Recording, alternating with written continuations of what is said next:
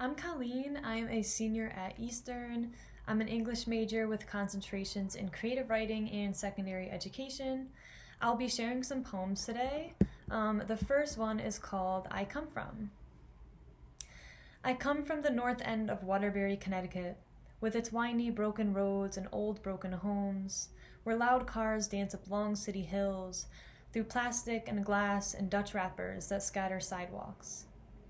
I come from teenagers who roam around downtown, smoke, and walk up the green to chill at Brass Mill, our mall that used to be filled with places and people, but is now half empty, stuck in between something like destruction and rebirth.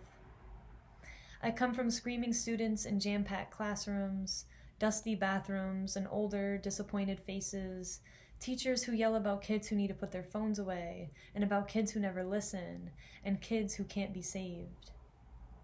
I come from a place where you know nothing about anyone, where some of the funniest kids wear the dirtiest clothes and ask for their friends' lunch scraps as they approach the trash and shove wrapped food in their backpack for later. I come from a small shared bedroom, rotten windows and microwavable mac and cheese. I come from a single working mother's belly, where the trauma of her life seeped into the seed of myself, like being a broken woman is a tradition in my family, and pain is passed down and distributed fairly, like grandma's jewelry after her death. I come from a place where all the kids grow up too fast, where some die before they reach 25, or 20, or 16, where hurt is hidden in everyone, where hurt is everywhere, hard to dodge and easy to find, like fentanyl-laced weed, and dealers who stand and work the streets, searching for night fiends. I come from a place that needs love because the city is full of hate and fear.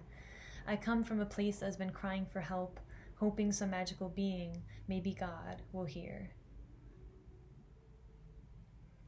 And this next piece is called The Walk Back. 8 hours of popping corn and cleaning, yet the walk back to her car was the worst part of working. Shuffling by the midnight smokers, she comes to the crosswalk, looks for her little Toyota in the darkness, searches for her safety in the pitch black. Suddenly, some van strolls by, and some man with a skinny neck, lollipop poking head, whistles from his window, his lips illuminated by the street lights, puckered for a kiss, or from the sour sound escaping his mouth. The van stops for a moment. Frozen with her body, still in the darkness of the lot, she was being watched. No analyzed, categorized, sexualized, she was a spectacle. In her oily rubber-stinking shoes, in her dish-soaked all-black uniform, she was the city's Madonna-turned-whore, so they whistle at her as if she were a street dog, stray dog, dumb dog, a bitch, they would call her. But the van just rolls away, and she scans the silent lot. Struck with humiliation and fear, she speedwalks to her car, checks the undercarriage for toes or fingers or eyes or a blade, hops in and glances in the back seat for good measure, locks her doors, starts her car, and finally, the mission is complete. She is safe, and the walk back to her car is over. So this next piece is called Sagging Pants Isn't the Issue. Death fills the air of my aunt's Subaru, taps on the window glass and is ready to escape into the world after we drive past a black man on the street and she spews. No wonder they can't run from the police. His pants are at his feet. And she smirks and scoffs as I freeze, and I swear for a second I can see his body laying lifelessly. Lifelessly like 12-year-old Tamir Rice, who couldn't run for his life, not because his pants were sagging, but because you can't really outrun a bullet.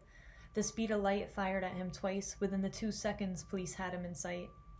He died unaware as to why, unaware that police see black boys as violent beings before they even reach their teens, unaware as to why even the park is not a safe place for him to run free. Lifelessly like 26-year-old Breonna Taylor, who couldn't run, not because she was sagging her pants, but because she was already home with no safer place to go when cops and their ammo broke down her front door and shot her dead by her own bed, her life fleeting earth as 32 bullets tore through her apartment walls, tore through her bed sheets, tore through her dresser as 6 bullets tore through her being before she could even speak. Lifelessly like 46-year-old George Floyd, who couldn't run. Not because he was sagging his pants, but because of the police knee nudged in the crevice of his neck, because of the air that was quickly fleeing from his lungs as he used his last breath to plead for his life. And his words only echoed past white ears, echoed off into history, echoed off into that place of silenced voices. Unheard screams, unheard by too many. Unheard pleas that end up lost and re-screamed another day by another Black person. Lifelessly like Eric Gardner, lifelessly like Michael Brown, lifelessly like Walter Scott, like Alton Sterling, like Philando Castile, like Stephon Clark, like Micah Lee, like Elijah McClain, like Ahmaud Arbery, like the countless others who can't run from police brutality, who can't run from systematic racism, who can't run from the bloody racist history of this nation, who can't run from white people like white people run from it all, who can't run from the racism white people run people of color into the ground with, into their graves with, and my aunt in her Subaru, who is also a New Jersey judge, must know this and act like she just doesn't. I could only feel her death wish, thick and hot in the air of her car, knowing racism never stays confined to the racist. It emits from her skin like rancid must, doesn't wash off in the shower, follows her to work in the courthouse, and fills the air she surrounds with its deadly pollution.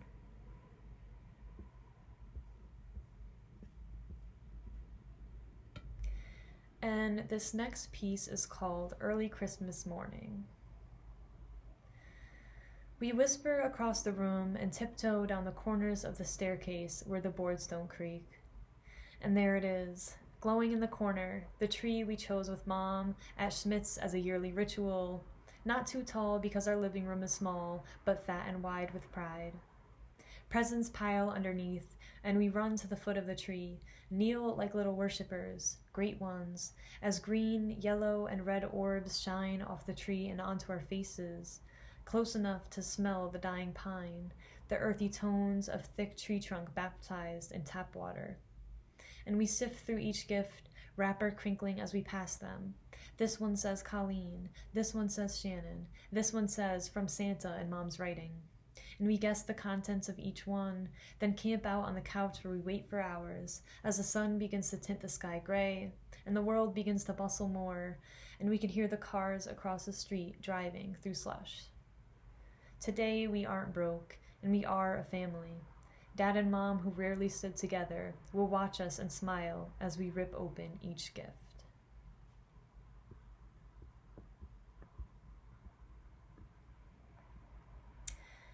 This next piece is a ghazal that I wrote called Distortion.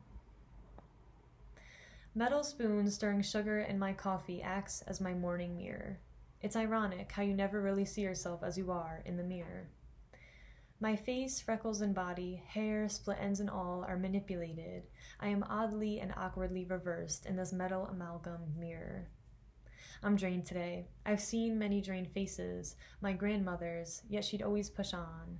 Today, whose bright-eyed smile will I mirror? I lie. Tired purple eyes hide under concealer, but I fix my hair with gel, fill in my eyebrows, and I look new after 20 minutes with my mirror. Can I stuff myself full of everything good and pretty secretly, or will it puff through my skin like scarecrow stuffing if I stare in the mirror? Does it matter what others see, pointy chin, fat arms, and crooked teeth, if I can't even see the real me looking back at myself in the mirror? More than a body, I am baby photos, old recipes and stories, words which reflect me more than the aging, ever-changing being behind the mirror. People will watch and do what they will with my reflection. When I am myself and glow happily, I feel my reflection, and I don't need a mirror. And this last piece is called 2003 Gram B. The evening sun scatters gold across the lawn. Some kids play in the yard, and Granby and I swing from the wooden playscape meant for ages neither of us are. I sit on her lap, two tiny fists grasp the ropes of the yellow swing, my teal shirt stained from the day's adventure. My hair is messy, my semi-toothless smile spreads across my face. Her feet extend into the air, the strong feet that kicked us off the ground, pushing us into motion before her back would weaken and confine her to a wheelchair. Her face tilts back into golden hour's gift, light illuminating her cheeks and reflecting off her dark, circular sunglasses. Her hair sits on her head, fluffy and brown as a bird's nest, tousled by the movement of the swing. One hand holds the rope of the swing and some candy wrapper, the other protects me from falling and rests across my chest. She is smiling and so happy. The glimpse of the gap between her two front teeth tells me so. Why did gravity have to pull the swing forward and finally to a slow stop? Why'd the ride have to end? She'd have the answers, or maybe she wouldn't, but she'd promise me vanilla bean frozen yogurt and hold me close, and I know the questions didn't matter because I was loved. Thank you.